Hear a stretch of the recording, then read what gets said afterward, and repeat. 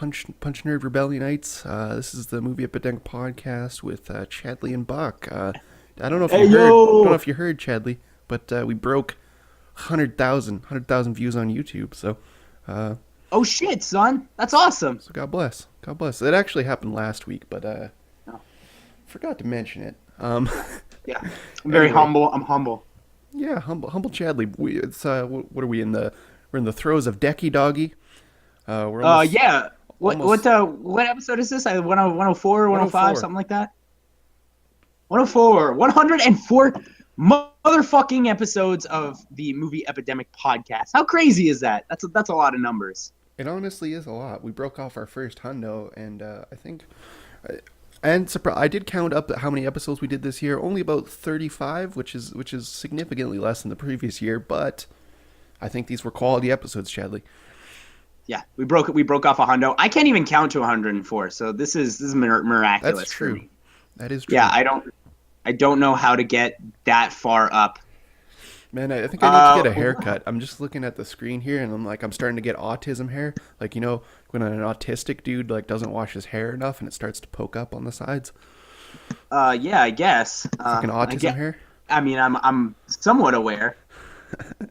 You're looking at me like that's an odd thing to call it, but that's what it's called, Chadley. Yeah. So today we're going to be talking about movies. As always, we got some good shit. We got some bad shit. Everything's on board today. We got Southside with You, a brand new. It's actually a directorial debut. A biopic about Barack Obama and Michelle Obama's first date. Who's that? So that'll Who are be those people? Barack Obama. Yeah. Barack Obama. He was on the cast of SNL for several years. Was he played by Keenan?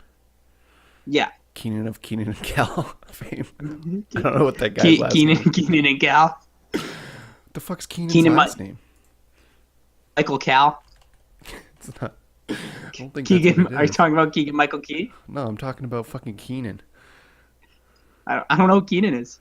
Keenan O'Brien? from fucking Keenan and Kel, the black dude. I think you're thinking of. Are you thinking of Keegan Michael Key? No, I'm thinking of Keenan Thompson. I don't know who that is. He's that fucking black guy that's not funny. Like, you just type in Keenan Thompson or whatever. Yeah, type in Keenan Thompson to your fucking browser. You'll see him. He's that smarmy motherfucker that was in a lot of Disney shit in the fucking early 90s and is not funny and made it onto SNL for a while. Oh, I think I know the guy you're talking about. Yeah, he's literally never said anything funny in his entire career, and yet he's in a lot of comedies. Keenan Thompson, let me take a look. Yeah, Yep, take a look. that's the guy. He's in Barbershop. He's in Barbershop, baby. Barbershop's good. He's not funny. Yeah. Yeah, you're absolutely correct. That guy is absolutely got no jokes. And anything that Ice Cube has ever done is fantastic, and I'll stand by that. All Ice Cube movies. Yeah, absolutely. Absolutely, He's including where we are. Where are we there yet? Is that what it's called? Absolutely. Are we there yet? I actually prefer Are We Done Yet? The one where The where they make the respective shitty house. sequel. Like, honestly, I have seen every single Ice Cube movie, and they're all fucking amazing. He's like The Rock for me. He's like another case of The Rock. Like, something I liked his previous work, but once he got into movies, I enjoy it so much more. Did you watch The Next Cut? Have you seen The Next Cut? Barbershop: The Next Cut. I have seen it. Yeah, it's great. Yeah.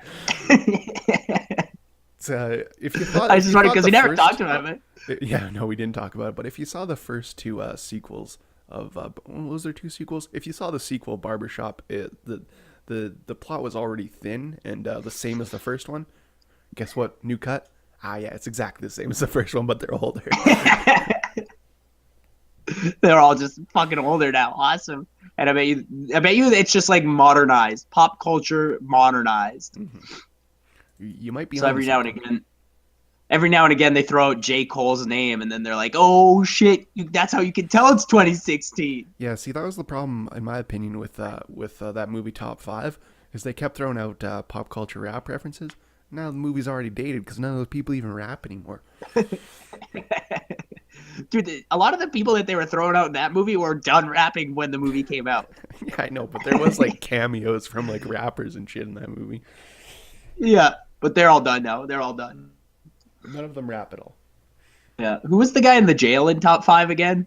Who the fuck was that guy? I don't recall, dude. I think it was fucking. Was it fucking DMX? It was something stupid like that. Yeah, it might have been DMX actually. Might have been fucking DMX. So today, like I said, we're gonna talk about Southside with you about Barack Obama. We're gonna continue our Living Dead franchise with Return of the Living Dead. Got a lot of fun words to say about this one. Charlie, My can I ask girlfriend you to move like a little to the right, to your right, stage left. Just because I have an overlay of the movies now. No, wrong side, other side. There you go. Just stay in that general area. Like that? We have an overlay on YouTube now where like the movie poster's there. So. Oh, okay, yeah. All right, so, why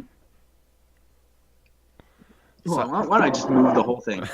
There we go. So we're gonna be talking about Southside with you. Return of the Living Dead. My girlfriend and I have the exact opposite opinion about this film. Can't wait to talk about that. Yeah, I am excited about that because this is one of my all-time favorite zombie films. So we'll see how that goes. And then the third and hopefully final chapter in the Da Vinci Code franchise, the Illuminati trilogy. Has Dan Brown written Inferno. More than 3 of those? He may have, right? It seems like it's possible. I don't know. I knew Inferno existed.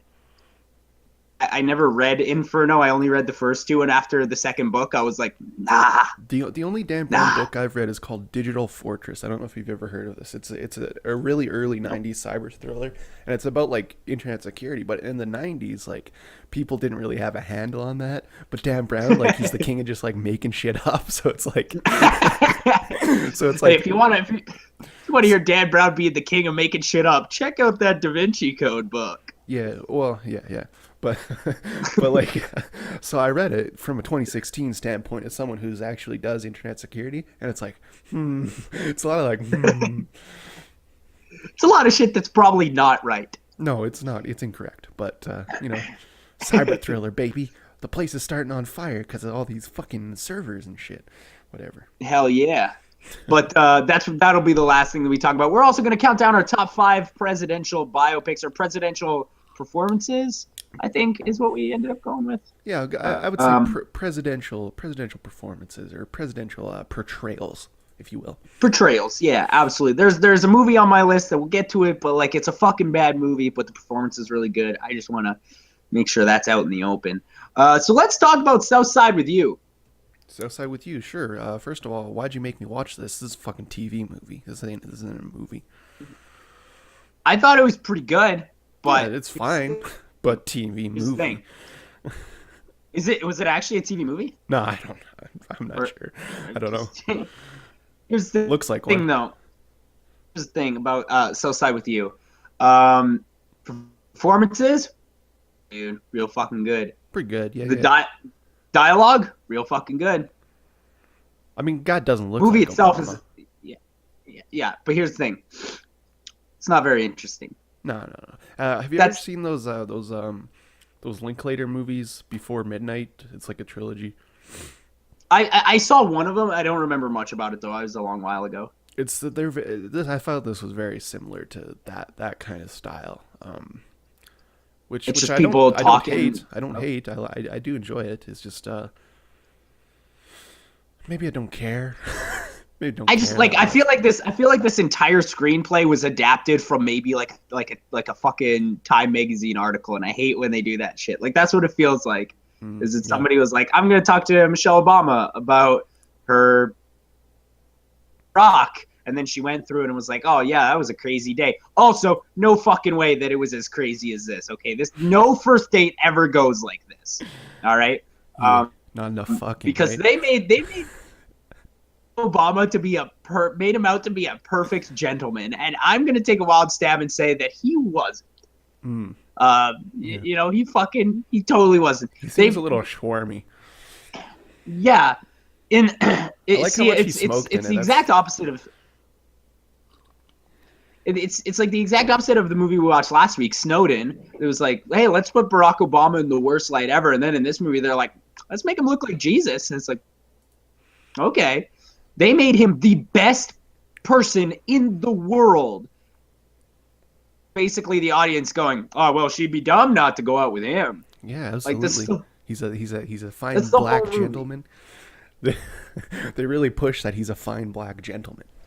Yeah, absolutely. They're like, "Look how smart he is. Look, like, Here's the thing about these kind of things, though. It's like their aim is to like make the president more human, but like already that's the most human person I can think of. yeah, you see, When can you think of cool a human. president that isn't human? Like that's why they're president, right? That's why they got elected, because people relate to them.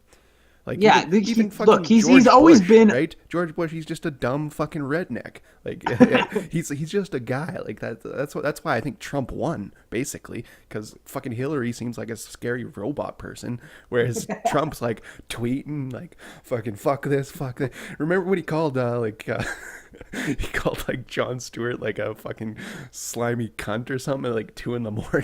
It's like, Yeah, oh dude, I've seen Donald Trump do fucking a bunch of it's shit. like It's crazy. why are you awake at 2 a.m. tweeting at Jon Stewart? That's preposterous. I love it. Yeah, that's like don't get me wrong, this movie I was entertained by it, but it is really dry. Like it's a super dry screenplay and it's kind of boring. Glad it's I hour wanted 20, this though. to be Glad much it's hour better. 20. Funny, but I wanted this to be more interesting. More than that though, I wanted something to happen. Because we said it before about other movies, but in this movie really nothing happens. Oh yeah, it's a nothing movie for sure. But what do you think Barack Obama has seen this? Do you think? Yeah, that's what I was at. He probably has, right? He probably has to check out shit like this just to make sure that he's being painted in a good light. Is he getting like? Probably doesn't get money from this, right? But he did have to sign off. No, on it. I doubt it. No, I doubt it. All the money. Gotta get that John Legend money. John Legend, yeah. John Legend produced this one, didn't he, or something? Yeah, he sure did. He produced this film, and I thought, yeah, like I mentioned it briefly earlier, but let's touch on this a little bit more. I thought that the performances were like really good. Parker Sawyer, that guy's a good actor, but like you said, don't really look like Obama. Don't really talk like Obama either. Well, but he didn't did even what try. he He could. didn't really try either, which I think is fine in this case because it's not really Yeah. about Obama. Like the idea is it could be anybody, I guess. Yeah, this is about Barack Obama 25 years ago. You know, like this is not like we're not looking to emulate the way that he is now. We're trying to emulate the way that he may have once been. And so if you're taking artistic liberties on that, I think that's fine. Well, it's interesting because I posted over on letterboxd.com that I didn't think this guy looked or sounded anything like Obama, and everybody's like, "Is this sarcasm?" And I'm like, I think you guys might be racist because that guy, like, do all black guys look the same to you? Because that guy doesn't look like Obama. Here's the thing: No. like, if you look at Straight Outta Compton, maybe this isn't the best example. Take Ice Cube's son out of the equation completely, but all those guys like fucking Eazy-E, Dr. Dre, you're like Fucking wow. Tupac's in that movie. Tupac, it's like, wow, they look and talk exactly like those people. And here's the thing: like, if I saw this guy, what's his name, Parker Sawyer. Parker Sawyer. If I saw Parker Sawyer walking on the street, first thing in my brain wouldn't go to Obama and be like, "Hey, bro, you Dr. Dre," because he doesn't look anything like fucking Obama. That's for sure. But if somebody was like, "Hey, man, Parker Sawyer, like my buddy Parker, he kind of looks like Obama," hey, I would be like, I mean, I guess. I mean, after a couple beers, maybe, I don't know. yeah, I might have to get a little cranked out before I think this dude looks like Obama. Like that one time I thought I saw Jonah Hill, but it was just a fat guy with a mob top. Yeah, maybe. Yeah, maybe. How drunk were you? Pretty drunk. It was St. Patrick's Day, so pretty drunk probably. Dude, fat dudes with mop tops, like St. Patrick's Day is like the only day they can like safely come out of their house. Yeah, because everybody thinks without they're like worry of fucking- being ridiculed. fucking Josh Gad or some shit. yeah, absolutely. Now that I think about it, I should have asked him if he was Josh Gad, because honestly, he didn't really look like Jonah Hill that much. He probably. But he looked could have more been like Josh Gad. Could have been Josh. But he Gad. could have been Josh Gad. Yeah, he probably could have been. Yeah, if you went up to him, you're like, "You look like Josh Gad." He may have responded with, "I am Josh Gad." Well, yeah, because I went up to him. I'm like, "Hey, bro, you Jonah Hill?" And he's like, "Yeah." And his buddy was with him. He's like, "Yeah, this guy's Jonah Hill." It's like that's what you do if you're with your buddy and someone asks you if you're Jonah Hill. I appreciate that. And then I'm like, oh, sweet man, can I get a picture? And then Somebody comes up. I gave my phone to this drunk girl. She fucking drops it, and we don't get pictures. So it's like, oh well. Oh shit, she's too drunk. That's like people come up to me all the time and be like, "Yo, bro, you Tobey Maguire?" I say yes every time. Yeah. I see that. Fucking, of course I'm Tobey Maguire. People Hell yeah, I'm Tobey. People come up to Tobey. me all the time and like, hey, you that guy from Twitter? And it's like, yeah, sure am. Yeah. and you are that guy from Twitter. And in fact, I am that guy, and I follow them. Yeah, but the performances are really good. One thing that I do want to mention about this movie too is something that maybe I was just paying attention, and maybe it's just what I noticed. The cinematography is so fucking bland in this movie. Like it is so, like it's not interesting to look at. And I think with a movie like this, with like very little content, you need to have the visuals. Looks like a mumblecore movie. That's why I enjoy those fucking films, because they look like shit. I don't care how funny the improvised dialogue is. Get your fucking Noah Baumbach shit out of here. It looks like trash. Yeah, get the fuck out of here with the puffy chair. Who gives a shit about mumblecore? Hey, you know why? You know why Noah Baumbach was good on for writing for The Life Aquatic? Why's that? Because didn't direct the movie. Could you imagine fucking Noah Baumbach directing that Life Aquatic instead of Wes? Oh my fucking god! I don't even want to think about that. That makes me sick. Zero style. Zero style. Yeah, the cinematography is just really, it's not interesting to look at, and like there's a lot of times where they're wasting, which really bothered me. There's like times where like it's like an over the shoulder shot of Barack Obama as he's talking to Michelle Obama, but Michelle Obama is tucked away way on the right side of the screen while Barack Obama's shoulder takes up most of the screen. It's like, okay, don't shoot a movie like that. Well, it's film schooly for sure. I gotta say though, the lady that played Michelle Obama, so now that looks like Michelle Obama. See? Yeah, I think that may have been a Michelle Obama. That might have been Michelle Obama. I cannot say. I'm not. Yeah. I'm just saying this guy doesn't look like Barack. Yeah, no, and you know what? The thing is they're both really amazing actors. So like, it is entertaining to see. Not disagreeing with that. She encapsulates the character, whereas Parker Sawyer is kind of doing his own thing. There are times in this movie where Parker Sawyer looks like Obama, like when they're sitting or whatever, and he gets the Obama eyes, and it's like, what? Why do you have the Obama eyes now, but not anywhere else in the movie? See, where I thought he did well was the Obama swagger walk, the swag walk that Obama has. Yeah. Like where he throws out his wrists a bit. He got that down. And that's where he looks the most like Obama to me. And when he's like delivering that speech, then because that's easy, because all we really have of Obama talking is him doing the speech cadence, right? So, yeah. So when you can get that down pretty well, and I think he did well during the speech, but like the rest of the time when he's like talking to Michelle, it's like it doesn't even sound like Obama even a little bit. Yeah, but like he does this thing, like especially during that speech scene where he pauses at the exact right moments. Sure. Like he pauses in the exact places that Barack Obama would pause making a speech like that. Well, I mean, that's just good writing. Yeah, hell yeah. Someone who studied a lot of fucking Obama speeches, probably. Oh, you got to if you're gonna write a flick like this. Yeah. Yeah, I mean, like, it's 80 minutes. I like nothing how much really Obama happens. Smokes though. That to me really encapsulates. Yeah. Who Obama is. And don't they say that he's? Don't they say that he's smoking Fatty J's the whole movie? Or was he just smoking Fatty J's at one point? There is one point where he's smoking Fatty J's, allegedly. Yeah. Dude, I love that. President-elect Barack Obama smokes a Fatty J. That's okay because Donald Trumpo does all of the coke in Vegas. So yeah, he's a big cokehead, and that's fine. Which if you've been to Vegas, there's a lot of it. Well, isn't he an Atlantic City man though? Because he's from the East Coast. Oh, you know what? You may be right. I think he travels around. I'm not saying he hasn't been to Vegas, but I think most of his casinos are in Atlantic City. I know that like the big one, which is like the Taj Mahal, I think that one's in Atlantic City, right? Yeah. It's like the big. But isn't the Trump Tower in Vegas? Was that also in Atlantic City?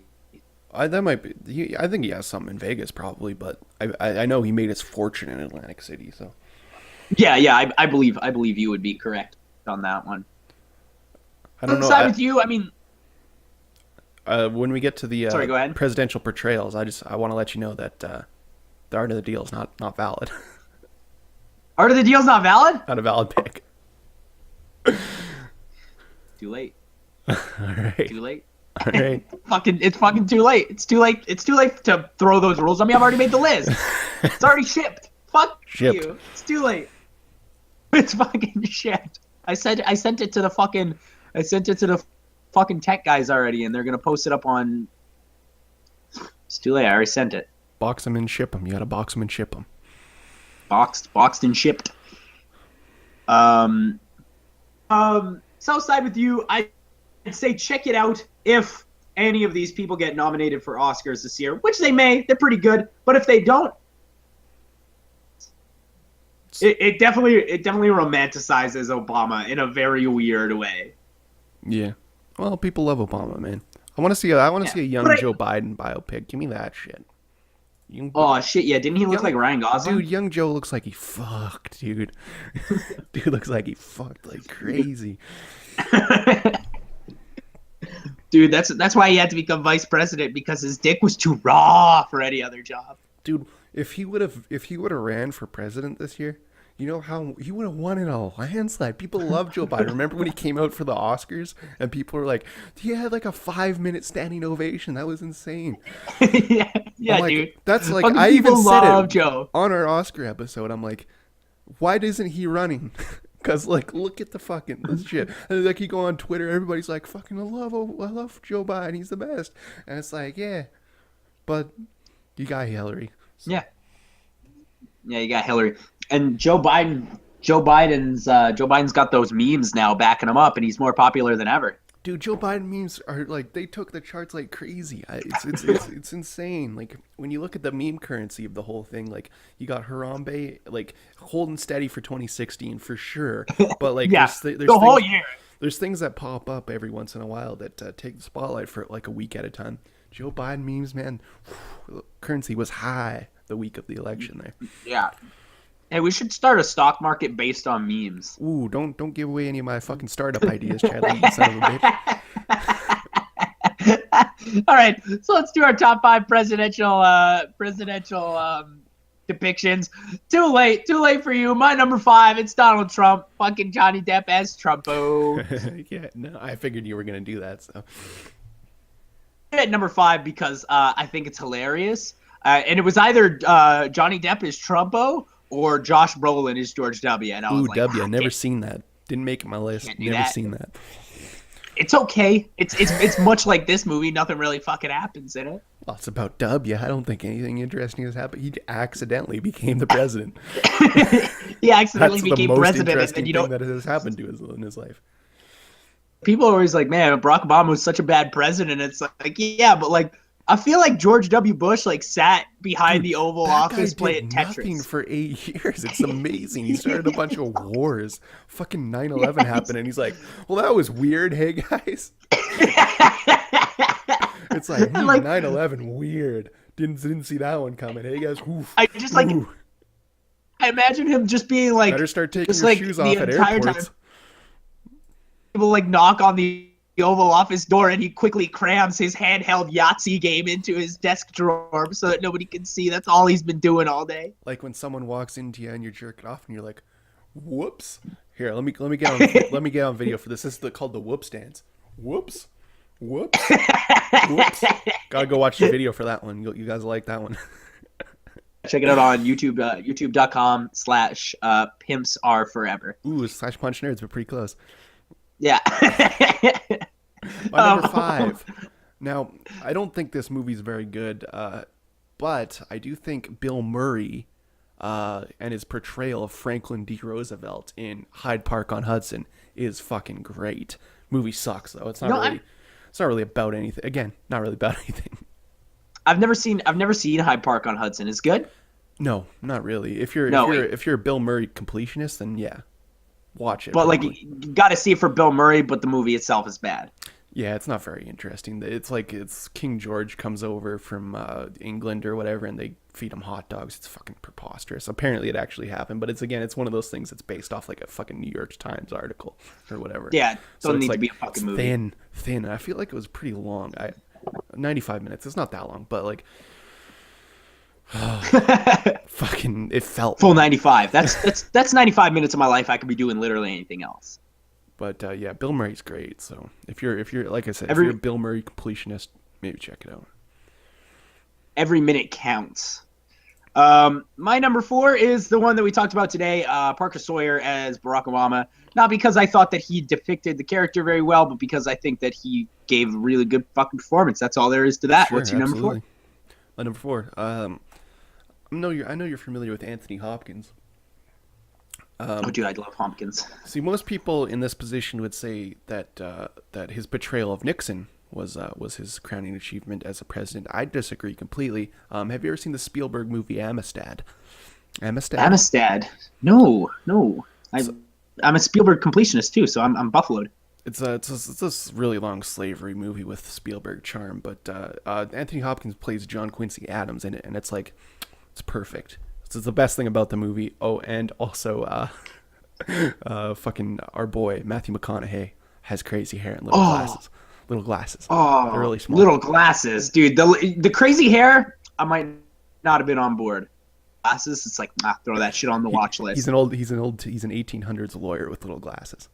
Oh, dude, are they little sunglasses? Are they transition glasses? No, they're like those little circular ones. They're really small. Oh, dude, I gotta see Amistad now. Oh, God it's damn. so long though. You'll hate it. It's so long. It's like 3 hours. All right, so this one is like I'm really making an effort to finish off the Spielberg catalog. So I'm watching a lot of like random shit that I've never seen from him, like a lot of older stuff. Whew, he's made some bad ones. He's made some bad ones, man. Have you ever seen 1941? My number 3, I mentioned this earlier. One of my entries is a really fucking bad movie, but I love the performance.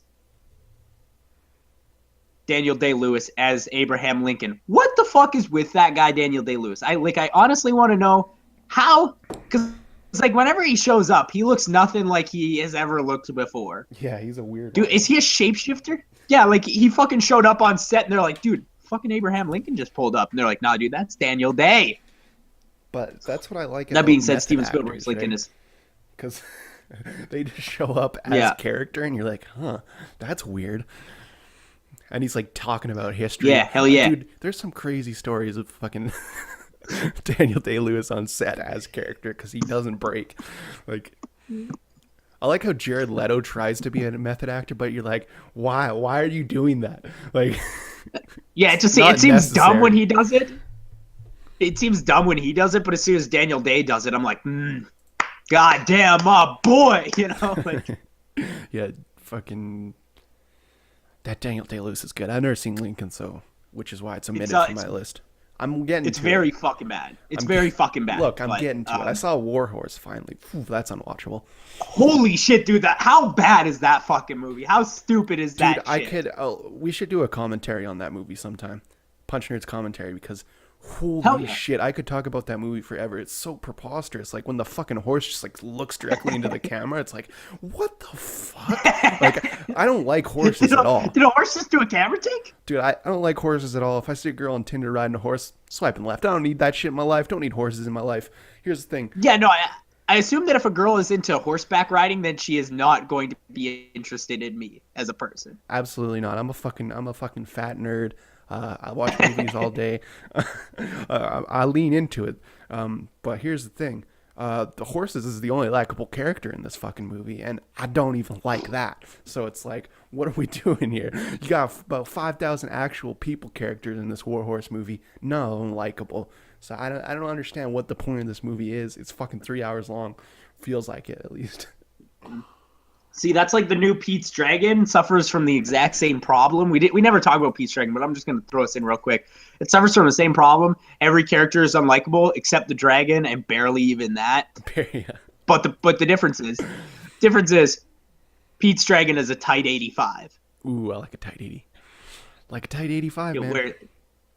5, whereas fucking Warhorse is like 5,000 hours, and I just ain't got time for Warhorse. Next time we are in the same general area, we need to do a fucking Warhorse commentary, because I really want to talk about that movie in depth. It is insane, dude. Hell yeah. My number 3, I'm gonna go with my boy Leo DiCaprio as J. Edgar Hoover in J. Edgar. Oh shit, dude, that's my number 2, Leo. Ooh, Leo, bang, bang, bang. We love Leo, not as much as everybody else in the world loves Leo, but we do love Leo over here. No, we adore Leo. Let's be honest. Yeah, I mean, I would say more so in recent years we've joined the Leo train. I would say. Yeah, I think the first time that Leo ever acted like so good that I was like, God damn, that guy's a superstar. It's like Inception, but like people were calling for like, oh, you know what? Actually, maybe Blood Diamond. Blood Diamond's pretty good. It's the only DVD I have here. Yeah, maybe Blood Diamond. He's pretty good in Blood Diamond. You know what? Actually, thinking back on it, yeah, no, he's pretty fucking good. Yeah, he is pretty good. Hey, he's not. Yeah, he's not as good as because like somebody told me one time. No Tom Cruise. It's no superstar. They were like, Tom "Have you seen Cruise. The Aviator?" And I'm like, "Yeah, it's a good movie." And they're like, "I like that movie because Leonardo DiCaprio is something like completely preposterous." They were like, "Leonardo DiCaprio is completely mastered the art of acting in a way that no other human has." And I'm like, "All right, let's settle down for a second here, all right?" Interesting. Thing in most movies. Yeah. I don't know. I don't even know. Like, I don't know if he's ever. Blood Diamond is probably the best performance he's ever given. Better than the one he gave in The Revenant, if you fucking ask me. But Sure. I don't know. I'm a big Revenant's good, but I adore The Revenant. I just think Leonardo DiCaprio got lucky because year. So he swooped in real quick. He's like, I don't even gotta fucking give a shit this year. I'll still win no matter what. Was a bad year. I agree. No, I agree. Yeah, and people were all up on them memes. They wanted to basically they gave Leonardo DiCaprio the Oscar to stop the memes, right? Well, I think it's good that they did that because now he doesn't have to try, and that's good. I think that will. I think if Leo ever makes another movie, I don't know if he will. Like, I probably won't even watch it. He might just make documentaries about global warming for the rest of his life. He might be done. But if he makes a fucking another movie, it might be pretty good because he's not trying. He doesn't give a shit anymore. It's just gonna be Seth Rogen comedies. Dude, I want him in a Seth Rogen, Adam Goldberg comedy so fucking bad, dude. Dude, we've been screaming about that for over a year now. My number is it? What's your number 3? Yeah, no, my number 2 was J. Edgar. Yeah, what's your number 3? My number 3 was Lincoln. Daniel Day. My number 2 is I know you're a big fan of this movie, Frost Nixon, baby. Wait, which movie? Frost Nixon. Oh, Frank Langella. Well, that just so happens to be also my number 1. Hey, Frank Langella, you morph? Did you morph? Yeah. So I guess you're probably buffaloed about my number 1. Johnny Depp. It's not. Are you familiar with U.S. President James Marshall? Nope. You're not, because he's not a real president. This is Harrison Ford in Air Force One, baby. You son of a bitch! The best portrayal of a president in any film. Wait. Air Force One counts, but Trumpo does not. Yeah. Trumpo's not a real president, you son of a bitch. Trumpo's a real president. If you say so. Come on. James Marshall, baby. Number 1. James Marshall in Air Force One. In that case, my number 0 is the fucking wrestler president from Idiocracy. Yeah. Fuck yeah, number 1. They electrolytes are what plants crave. Dude, they crave it. Dude, I don't know if we've ever talked about that movie on this show, but I fucking love Idiocracy. You know our buddy Hardner, who's sometimes on the show, recently he was in a fucking biology class with plants or something, and he said electrolytes are what plants crave in a fucking educational setting during his PhD study, dude. During his PhD study, he said electrolytes are what plants crave to a fucking group of students while he was giving a talk. I can't believe it's fucking amazing, dude. Dude, that's amazing. Yeah, we have Gardner Hardner. And he's the smartest man on the planet. He's too busy doing his PhD to be on the show, but... He used to be on the show, man. He used to scream about movies with us, but now he's too busy. Oh, yeah. He's a science man now. We'll get him on eventually. He wants to do a Punch Nerds commentary while I'm back in back home for Christmas. So we'll see. Oh, dude, we'll do. I'll fly back for one night just so we can do Warhorse. Dude, that would be amazing. Because Hardner would have some shit to say about horses. I'm sure. Look, I don't know. Have some squad brews. Watch some Warhorse. Don't know how the horses work technically, but I'm sure Hardner does. So. Fuck, it's been a while since we've done a Punch Nerds commentary. Yeah, I want to get back into those because I think they'd be fun now that we have the whole live feature to it. So. Yeah. We'll just do shitty indie movies. Mm-hmm. Shitty indie films. So let's do the puffy chair. Fuck it. Oh, dude, I could riff on the puffy chair for a while. That's for sure. Meander through that shit. We could watch the puffy chair and like stream the whole thing on YouTube, and we're not gonna get flagged. Wouldn't get flagged probably. So, you want to talk about the Living Dead and the Return of the Living Dead here, Chadley? Yeah, let's talk about Return of the Living Dead. So we are what, like 7, 8 movies into the Living Dead franchise? Yeah, I think like seven. I don't know, 8, I guess. Yeah. Okay.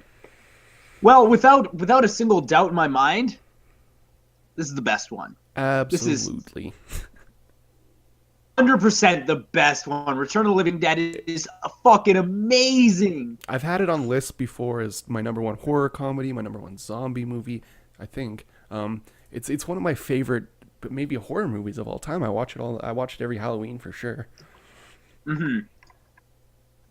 It's really good. So this one, sort of a different beast, because the Night of the Living, after Dawn of the Dead, the Night of the Living Dead franchise branched off into 2 separate franchises, which would be the that we've already watched all through, and then the Return of the Living Dead franchise, which is more of a comedy. Yeah, more of a comedy franchise. They're very different. Yep. This one, I like. It's very comic booky. It's very silly, slapstick even. Like, it's crazy. Like, and some interesting facts about this one. It's where zombies looking for brains originated, which I think is probably maybe more significant than pretty much everything in zombies, because that's basically the main point of zombies at this. Well, I think the shooting them in the head thing from Night of the Living Dead is like the most. Okay, yeah. I would agree with that. Thing, and then brains would probably be second.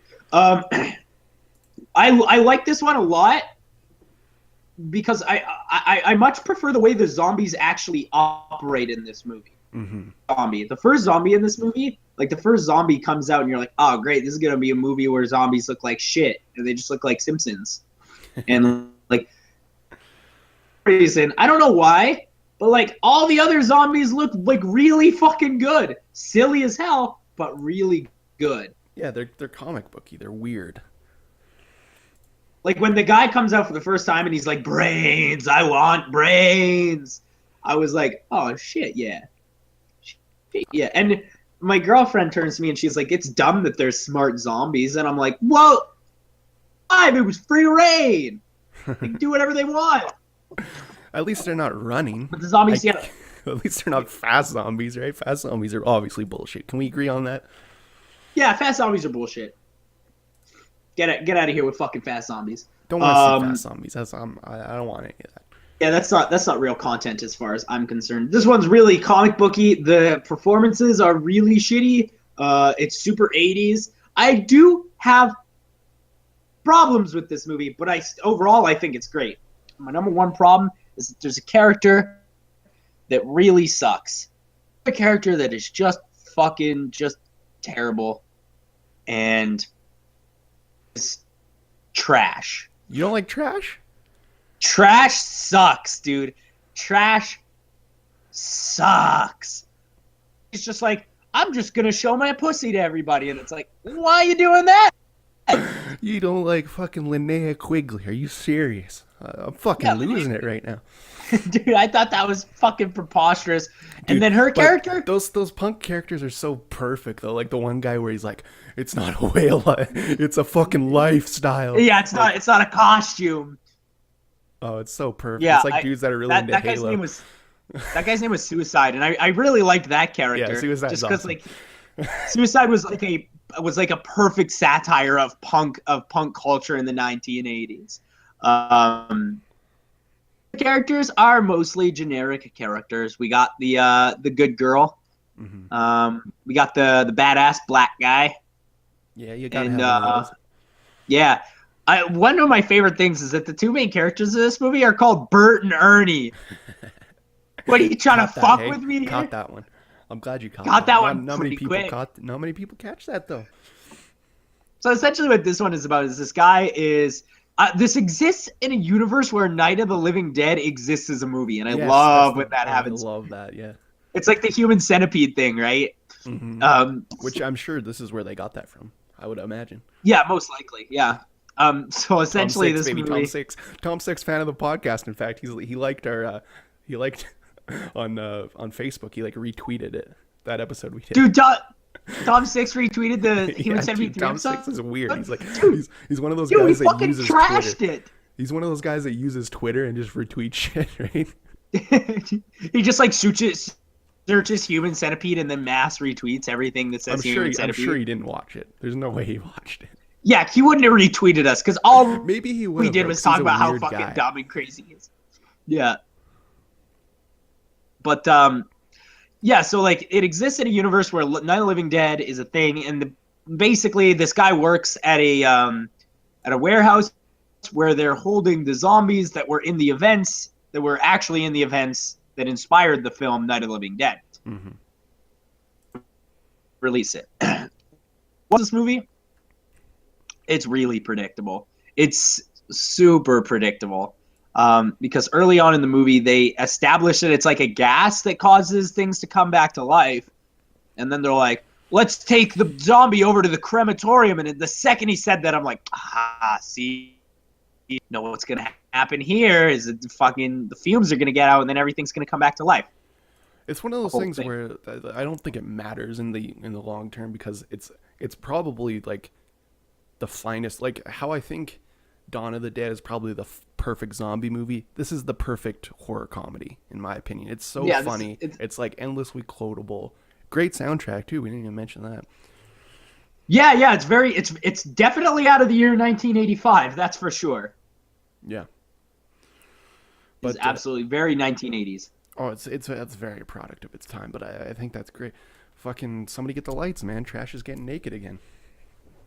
Yeah, somebody get the lights. Trash is getting naked again. That's a good line. Yeah, I mean, like I said, all these problems that I have with it are very minute because this is a super good movie. I'm glad you finally seen it. I heavily What recommend it. took you so long to watch this one? That's always what. Busy man. I work 6 days a week. Busy man. I know, but like, you had a lot of time in your life since this came out, Chadley. In fact, you could say I've had my entire life to see this movie. Literally your entire life, Chadley. Literally my entire life. Literally my entire life, this movie has been available to me. and I've only passed it up. You passed it up to watch fucking Frost Nixon or something. How many times have you seen Frost Dude, I've seen Frost Nixon a lot. I feel like you've seen it like upwards of 15 times. I'd say probably more like 8, but I've seen it a lot. I remember you used to watch fucking Frost Nixon like every night. Be like, man, I watch Frost Nixon. You'd be telling me, I'm like, because I've only seen it once, and I'm like, and Chadley's like, yeah, I watch Frost Nixon again. Really fucking nuanced performance. It's like, Chadley, are you a fucking film student? What are you talking about? I don't care. I have the film. I can see it right now. That's the copy I watch so frequently. Hey, Chadley, I'm over here watching fucking new movies, and Chadley's watching Frost Nixon for the 15th time, and I'm like, hey, Chadley, we don't care. And then I'm over here watching Skyfall for the fucking 90th time. Look, I'm not mad at that at all. I think that's a fine use of your time. Of all the films that I could watch repeatedly, it's not a bad one. I'm not mad at it, that's for sure. I think that's an ample use of your time. I should watch that movie again. I got it on Baby Blue, so. Baby Blue, dude. I think when I go home for Christmas for a week, I think I'm gonna try and run through all the Bond movies because that's where my Baby Blue collection is. So. Dude, you left your Baby Blue collection at home? I'd never go anywhere without my Baby Blue collection. Problem is, I don't have a good Blu-ray player, just my laptop, and it like doesn't work on some films. So. Oh, okay. See, I've got a PlayStation 4, which is a multimedia machine. It's barely a video game console. Yeah, I would never buy a video game console, so that's where Yeah, I'm I figured at. it. I figured as much. Yeah, all you do is just play Rocket League on your computer. I play Rocket League. I've been getting into Civ a lot lately. Man, fucking everybody's getting into Civ, but I digress. Why is that a problem, Chadley? Civ but is good. Yeah, but I digress. Return of the Living Dead is really fun. The action sequences closer to the end of the movie are really exciting, and that's what makes it a good movie. Mm-hmm. Is that scenes, and like the scene where they tie down the zombie and they talk to it is like fucking amazing. Like it's actually like revolutionary for this kind of movie. Yeah, I agree. Yeah, don't be like Chadley. Watch Return of the Living Dead. It's one of those movies too where like I talk to people about it and they're like, oh no, I've never seen that one, and it seems to fly under the radar, which I don't understand because it's like so good. It's the best one. It's the best one. People are like, oh yeah, I saw Diary of the Dead, and it's like, you seen Return of the Living Dead, and they're like, no, I haven't checked that one out yet, and it's like, fuck you. A lot of people don't even know it exists, which I find insulting, actually. Yeah. All right, that's the Return of the Living Dead. We can probably move on from that now. 100% fuck yes. 100% fuck yes. 100% fuck yes. Fuck yes. What do we got next, Chadley? Your favorite? Here's the thing. I sure love that movie Frost Nixon, as we've stated many times on this show. Sure. But I also think Frost Nixon is what I like to call a fluke, because the director of that film, and he's made a lot of really fucking bad movies, including this one, Inferno. I don't even know if I could call this a movie. Yeah, I don't know. How long is this? This is like 2 hours? It's long, man. Really long. It's 2 hours, yeah. So here's the problem. Okay, I'm gonna come straight out and admit something here. That first Da Vinci Code movie, I kind of fuck with that. I kind of like it. I don't think it's that bad. I like when the white kid is flagellating himself. That's good content. In fact, Chadley, you might say that's very good content. Yeah, who was that? Bettany? Paul Bettany? Paul yeah, it was Paul Paul. So that first Da Vinci Code movie, all right, you know what? I'm on board with it. I think I would watch it. It's very silly, but it's not unwatchable, unlike what we have here today on display, which is literally unwatchable. Yeah. The Da Vinci Code is fun, and that's what I like about the Da Vinci Code, is that it's fun and like it's pretending that it's making you think. So in a sense, you kind of are thinking while watching it, but not. That's what I appreciate about Dan Brown is he took basically this concept that James Patterson has made a career off of. You take a fucking paper thin plot, right? And you make chapters that are 4 pages long, and you put in a lot of shit that people don't know about, and it makes fucking dumbasses feel like geniuses.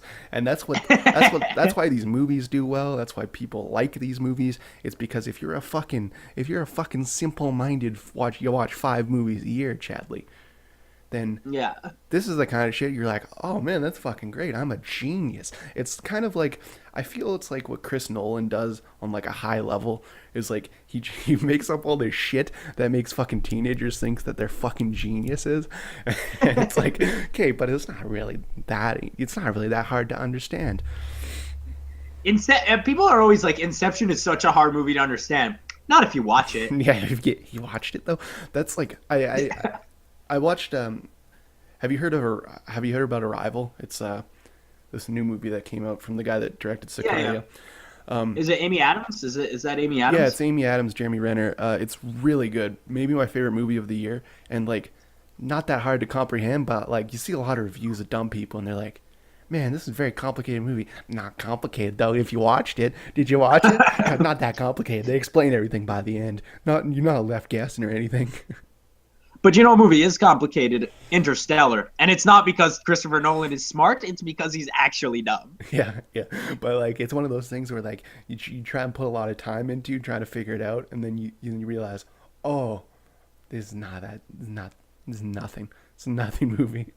Yeah, I still like Interstellar. Not very complicated. I don't hate Interstellar. I think it's a fun ride, especially if you're high on weed brownies and you're going through the fucking time warp, and he's reaching out to fucking reach his other self, and he handshakes a fucking alien. Pretty good on mushrooms or weed brownies or well whatever you got really. I would say watch Interstellar intoxicated. Yeah, definitely don't. I've watched Inception high as fuck, and you know what? That's also pretty fun. Dude, Chris Nolan knows his audience, man. Yeah, it's fucking 17-year-olds who just discovered weed 3 weeks previous. Now, see, if I was watching Inferno on shrooms or something, I think I would go into a bad trip. There's a lot of satanic imagery, a lot of scary shit that doesn't make any sense, a lot of fucking rivers of blood. Dude, as soon as I see a river of blood, I'm like, oh no, this is gonna be a bad trip. There's a river of blood.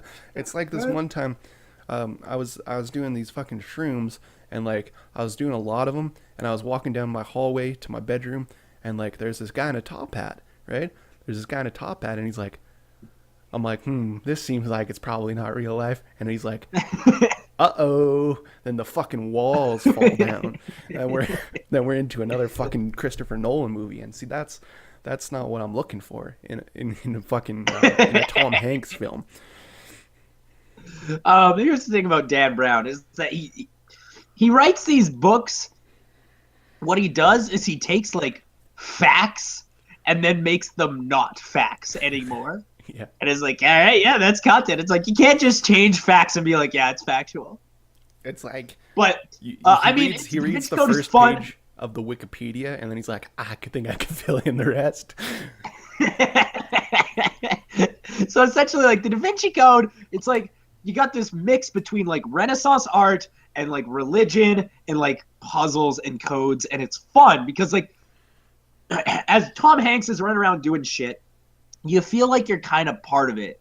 Angels and Demons does that a little bit worse. It's the same thing though, Renaissance art, religion, but you don't really feel like you're part of it. It's not that good. Then Ewan McGregor shows up. I don't give a shit. Yeah, we don't. Inferno.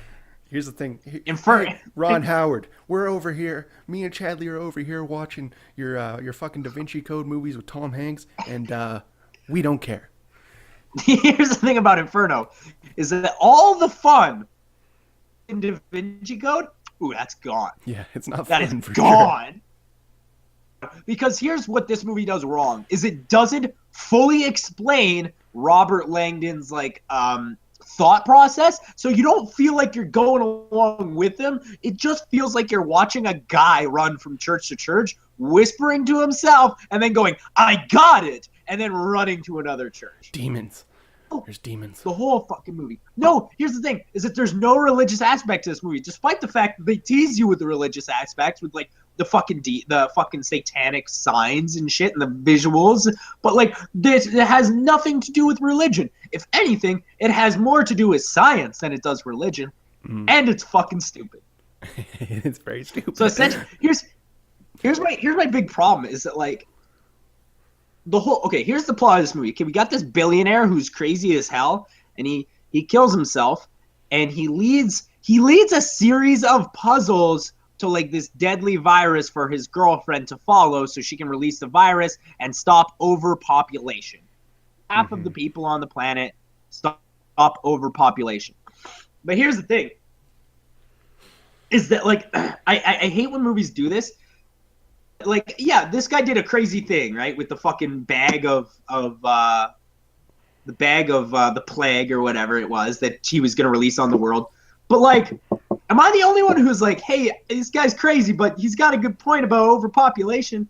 Well, that's why fucking conspiracy theories and shit are popular, Chadley, because they're based on good ideas, which like yes. they're based on ideas that could be fact, but like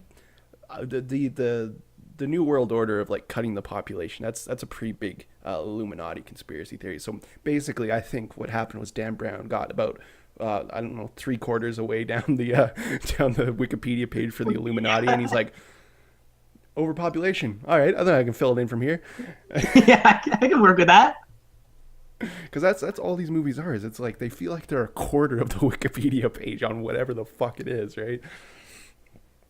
And then it's another like, thing that I don't like about this movie. How about some of the most amateur screenwriting shit ever? Like halfway through the movie, like she betrays him, and you're like, oh, there you go, fucking stupid. But I knew it was coming. Here's the thing, though, is that I saw that coming from a mile away. Would you like to know why? Why is that?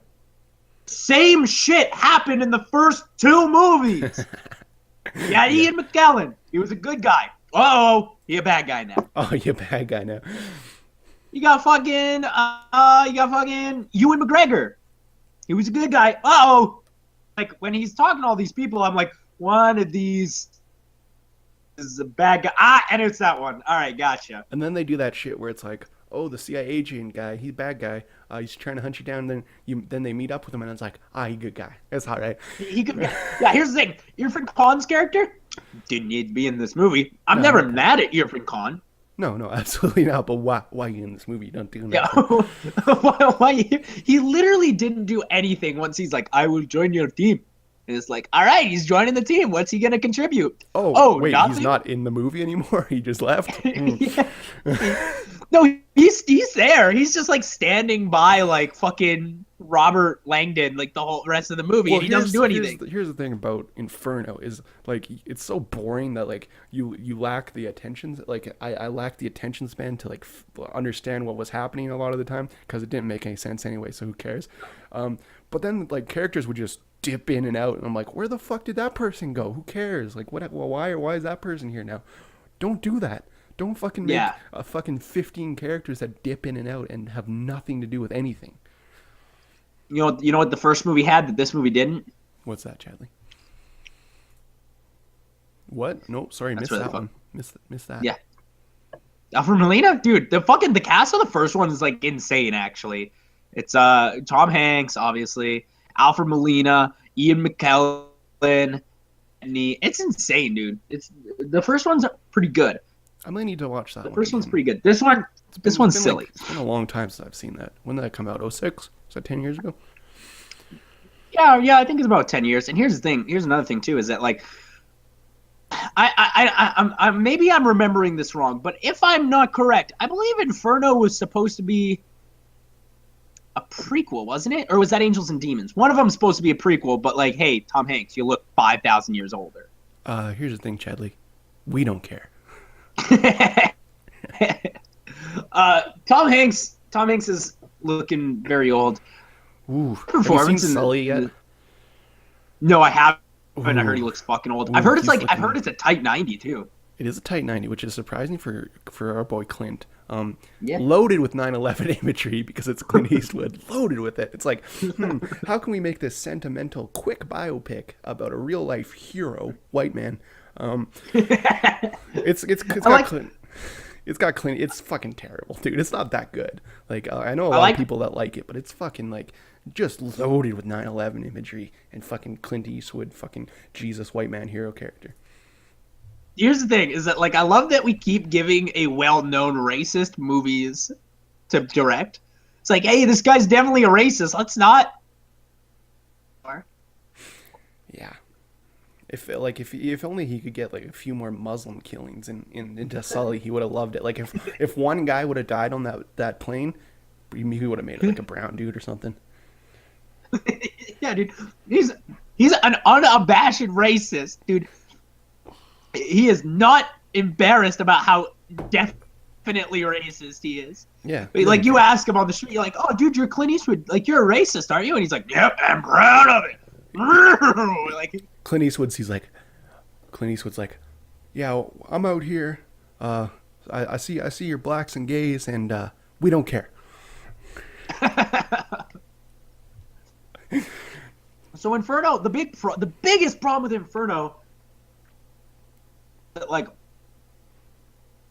this, if you look at Inferno and the Da Vinci Code, clearly, given the plots, the stakes are higher in Inferno. Absolutely, they are.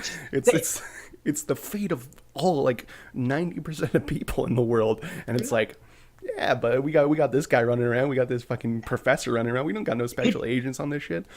The stakes feel so much lower than that of the Da Vinci Code. Like my heart's racing when I'm watching Da Vinci Code. When I'm watching Inferno, like, hey, Tom Hanks, are you really gonna mosey on? Like, are you walking right now? Are you walking? Yeah, for a franchise that's based on Tom Hanks running, Does a lot of walking in this one. It's like, are you? Oh, you're gonna stop to give a monologue now? Are you serious? This guy's fucking monologuing. What the shit? Dude, fucking Inferno's unwatchable, dude. Like, there's very few movies from this year that I actually consider unwatchable. There's been a lot of bad movies, but got through them. This is unwatchable. This is easily one of the worst movies I've seen all year. It's just so... it's like the ending sequence. Structures fucking blows my mind. The ending sequence where he's like swimming through water and like trying to get the virus and shit. It feels like James Bond, but like if James Bond not good. Like wasn't like if he was like an old man, but like not Daniel Craig, but like if Tom Hanks was was Jason Bourne. It's not even if like Tom Hanks was James Bond. It's like if Tom Hanks was Jason Bourne but old. Dude, you know who's gonna play Jason Bourne but old? Fucking Matt Damon, dude. He's gonna be playing Bourne till the day he dies. And God bless him. That's what he was born to do. Born to do it. So yeah, 100% fuck no. Inferno is one of the worst movies I've seen all year, which is crazy because this has been a stinker of a year. Ooh, it's been a bad year. But you know what is going to be good, Chadley? 2017 shaping up pretty good. Holy shit. Let's do some trailer trash because what, like 9 fucking trailers came out this week? It was a lot, man. They're really bulking us up for next year. I think trying to distract us from how bad this year is. There's a few in particular I'd like to talk about. I'm just opening up and taking a look at which ones all got trailers. So we were talking. We were talking about how Inferno. You see the bad guy like coming a mile away, and like it's oh, that guy, he's bad. We got the Fate of the Furious, Chadley. The Fate of the Furious, Vin Diesel. He's the bad guy now? What? How could you turn your back on family, Dom? Obviously, he's gonna be. It's a fucking triple play or like a fucking inside job or shit. We know how it's gonna go. But here's the thing: they're gonna be in cars running away from a submarine. Yeah. I watched the trailer and the first thing I said was, "Boy, does that ever look like a Fast and Furious film." It's fucking cars doing absolutely preposterous shit that cars should not do. Hey, cars, you can't jump out of an airplane. Sorry to say it, cars, you can't do that. Hey, cars, you can't jump from building to building in Dubai. You can't do that, obviously. Yo, and they fucking throw a photo of Paul Walker into the trailer, and it's like, hey, have some respect. No, he would have wanted have some respect, you fucks. Fucking Vin Diesel. Rocking it, obviously. The Rock. Ooh, he's looking The Rock big, beating the shit out of Jason. Yeah, he's beating the shit out of Jason Statham. That might be the best thing ever. And you know what's the best part about Fate of the Furious? Kurt Russell is back, baby. Yeah, absolutely. Charlize Theron. Yeah, I love Kurt Russell. So much on board with that. I don't know if I care. I don't know if I care about Charlize Theron. You'll be okay with it. I'm sure you'll love it as much as you love Furious 7. In fact, it might be my favorite movie of the year, and I haven't seen it yet. But that is saying a lot because this is the year of The Rock. And how about that Baywatch trailer? Hell yeah. Baywatch is going to be unreal, dude. Dude, it's fucking 21 Jump Street with fucking Baywatch. Like they figured it out finally. Yeah, absolutely they did. They took this old TV show that takes itself very seriously, fucking side, and made it ridiculous. Yeah, it's just pure comedy. It's a pure comedy. It's what they did in 21 Jump Street. I can't believe it. They fucking did it, but they put The Rock in it. That's genius. Oh, I can't wait to see it. The Rock, and you know, here's the thing, is that like I can't think of a single movie with Zac Efron I've ever seen that I've liked, but like I want to like Zac Efron for some reason. He's like, I don't know what it is. Motherfucker. Yeah, there's something about him that I just like. I watched that Mike and Dave Need Wedding Dates. That's fucking garbage. I watched the fucking Neighbors movies and it's trash. What's that one with Robert De Niro, like Bad Grandpa or whatever? Dirty Grandpa? Yeah, that's really fucking bad. Sure, but like something likable about that Efron. Yeah, there's something I like about him. High School Musicals, they're unwatchable. Hairspray, that's not even a real movie. Like there's just like, but you see, there's something I want to like about him. Good dude. Seems like a good dude. Yeah. Seems like a 10 out of 10 individual, but here's the thing. If he sings in Baywatch, I'm going to fucking turn it off. I'm going to walk the theater. We're going to walk the theater if he starts singing at any point. Because he sings in every movie, and it's like, hey, we get it. You sing, you don't got it, though. Yeah, you don't, no, not necessary. Yeah, not necessary. Another big trailer that came out this week. Transformers. Sure. All right. Again, this looks like a Transformers movie. But here's the thing: is that every time a new Transformers trailer gets dropped, I'm like, "Oh shit, yeah, dude, that looks good." But with every Transformer movie, I get my hopes up, Here's the thing. and I don't want to do it again because We figured out that Marky Mark is the keys to success. Get Shia LaBeouf the fuck out of there. We don't need him. We just need Marky Mark looking like a strong nerd, and it's gonna be fine. So I think it'll be fine. I don't know. I mean, Optimus Prime fighting Marky Mark. Hey, we're doing a lot of good guys turn bad guys this year, and I'm fine with it. This might be the year of the turn, year of the heel turn, maybe. Now, we got 2 superhero trailers this week as well. Number 1, let's talk about Lego Batman. Have you seen this trailer? Ooh, here's the thing about Lego movies, Chadley. Buck over here saying we don't care. You don't care? Dude, Don't I think care. it looks Do so not care. fun. Literally Dude, do not I care. I fucking don't think Lego movies that good. I think it's a 3-star affair. Most people think that's one of the greatest animated movies of all time. I'm gonna give that a 3-star affair. I don't think that's good of a movie. I love it. I love it. But I'm excited about Lego Batman. But you know what I'm not excited about? Spider-Man. Yeah, who cares? That's another. That's another one where me and Chadley are out here like we don't care. We don't care anymore. Like people like posting this on Facebook being like, this gonna be so good, and it's like, based on what from that trailer is gonna make that good? Oh, he's a young nerd. It's like, okay. Gotcha. I mean that's kind of the idea. That's the character. Here's the thing about comic books and video games, Chadley. I know we've talked about this before. They're not movies, so that's why the movies are different. That's why they're allowed to be different, and that's why movies are good, because they're different. So, they're not books. So if somebody messages you, or if somebody messages you and they're like, "Oh man, why didn't you like Warcraft?" Or like, "Oh, I didn't like Harry Potter because Luna Lovegood is now dating Neville," and it's like, it's because it's a movie. If you want Luna Lovegood to not date Neville, read the book. Yeah, it's a fucking movie. Like, why is that so hard to comprehend? Like, well, these comic book movies aren't the same as the comic books. It's like, that's because they're a movie. Like, it's not a comic book. Like, yeah, seriously, if you're that much of a comic book purist, you honestly shouldn't be watching a film based on it at all. Well, here's the thing. I don't watch Walking Dead. You know why? Because I like the comic. And guess what? They're not the same, and I don't care. Yeah, they're 2 separate things, and like I only got time for one of them. But I barely have time I don't even read the comic anymore, because you know why? It dipped in quality, and I don't care. It's a fucking comic book. Who cares? But guess what? TV shows, not a comic book. Movies. But you know what? Movies are not comic books, Chadley. Hold on, Michael Keaton is back. Here's the problem with Spider-Man. Is, man, they are sure depending on the Avengers franchise, and it's like, oh great, so it's gonna be another goddamn cut and paste Iron Man fucking movie with a stupid villain. It's like, hey, there's a billion Spider-Man villains. You're going with that guy?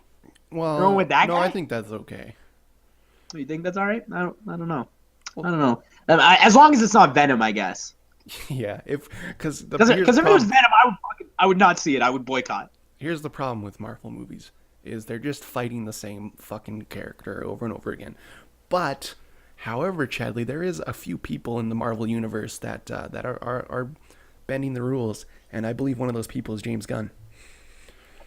Oh, dude, James Gunn, Guardians of the Galaxy Volume 2 trailer. Shit, there were so many trailers out. See, here's the thing about James Gunn, is to me, he feels like one of the only people that actually likes making movies and not just marketing material. Because that's all the fucking Russo brothers and all these guys directing these Marvel movies. Yeah, they're just like making fucking promotional material. They're not making movies. They like to make action figures and shit. Yeah. So here's the thing. Whereas fucking Warner Brothers in the DC universe, they're trying to control everything. Marvel's already controlling everything except for James Gunn and maybe Taika Waititi. We'll have to see how that one is. But like, I feel like he's one of the guys that's just gonna make whatever the fuck he wants, regardless. So. Yeah, absolutely. That's 100% what I would do if I was Taika Waititi. Yeah, they'd be like, yeah, we need you to add more Loki, and Taika's like, nah, I think it's good how it is, and you're like, I guess sounds right. I mean, you're the director. I mean, you'd know. But yeah, I'm pretty horned up for Guardians of the Galaxy 2. That looks like it's gonna be fun. But you know what's got me more horned up than any other trailer we saw this week? What do you got? The apes are back. Ooh, yeah, I'm really excited for that one. Back. War for the Planet of the Apes. Here's the thing: is that I've been waiting for this new reboot series to match the actual quality of the original Planet of the Apes movie, and this looks like it might be their best chance. Yep, I would say so. The Year of the Ape, 2017, we got that in the Kong movie. I'm pretty excited, dude. Oh yeah, right. Kong's coming out next year. It's gonna be good. We're gonna hit 2016 Oscar season coming up soon. We're gonna be watching like La La Land and Moonlight and all that shit. I'm actually kind of interested in La La Land. Isn't that who's in that? Is that like Andrew Garfield? I feel like Andrew Garfield's in like every Oscar Get the movie fuck this out of year. here. That's Ryan Gosling, my boy. Ryan Gosling, right? He's gonna be singing in it, so that should be interesting. Ryan Gosling is singing? It's a musical, bro. Oh, dude, I'm on board. Yeah, you're on board. Of course you are. Hell yeah, I'm on board. I feel like Andrew Garfield's in too much this year, and somebody needs to tell him to slow down. He might be the fucking Donald. He might be the Donald this year. Which I did not see coming. Here's the thing. If it wasn't for the cancellation of Amazing Spider-Man 3, we probably wouldn't have seen Silence or Hacksaw Ridge. Here's the thing about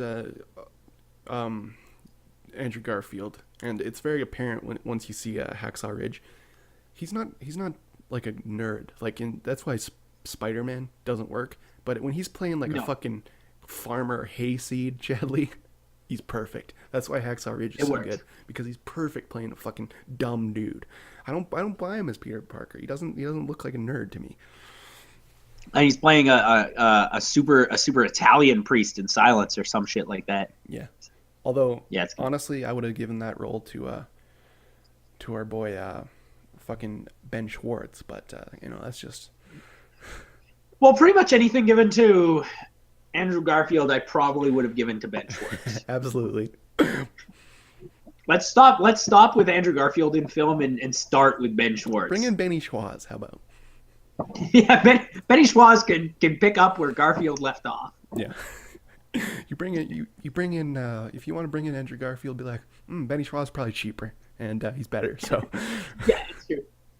And it's like, hey, if you want him to pump out a couple of jokes as well, you want some comedic relief. Guess who can't do that? Andrew Garfield. Remember when Benny Schwartz was in the credits of Star Wars Episode 7 with Bill Hader? It's like, it's pretty weird.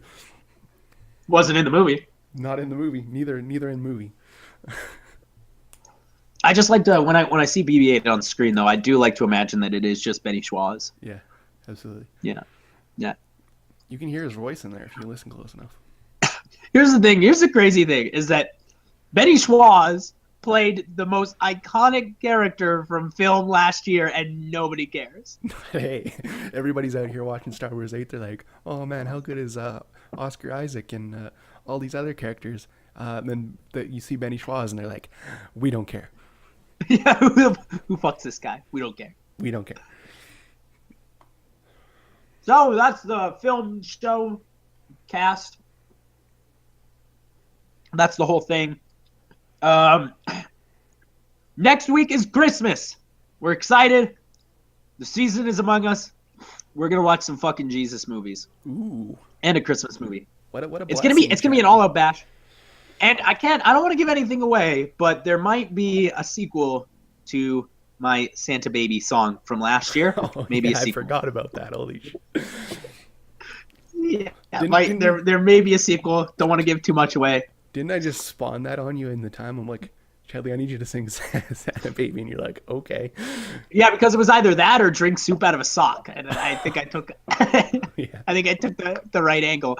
But we are going to be watching. What are we watching again? We're watching Risen. God's Not Dead 2. God's Not Dead 2, and we're watching Christmas Eve with Patrick Stewart. So we're going to talk about some Jesus stuff. We're going to talk about some Christmas stuff. Our Lord and Savior, that's going to be tough. Christ. It's going to be tough. Here's the thing. Once I post my reviews for those Jesus movies, I'm sure that a lot of people who are Christian will be unfollowing me. Good. Just doing a quick unfollow. Let the bodies hit the floor, Chadley. Yeah. Hell yeah. So that's gonna be next week. I mean, here's the thing. Maybe it's gonna be good. I don't know. Maybe it's gonna be good. It'll be good for the pod listeners, I'm sure. I mean, I doubt it, but maybe. Here's the thing. Maybe God's Not Dead 2 is amazing. Maybe it's the best movie Just ever, maybe. right? Maybe Trump's Yeah, going it to be the could be. best president ever. Who knows? It's hard to say until Dude, it he happens. totally could be. He probably won't be, but he could be. Right? Yeah, I'm going to say probably won't be, but you never know till it happens, right? Yeah, exactly. Anyway, I do have to go though. I mean, I have to be at work in like 10 minutes. I got to go right up midterm, so it's all good. Oh, God bless. Good luck on your midterm. I'll try not to kill myself at work today. We'll reconvene next week for Christmas. I'm so excited. Dude, I God love bless. Christmas.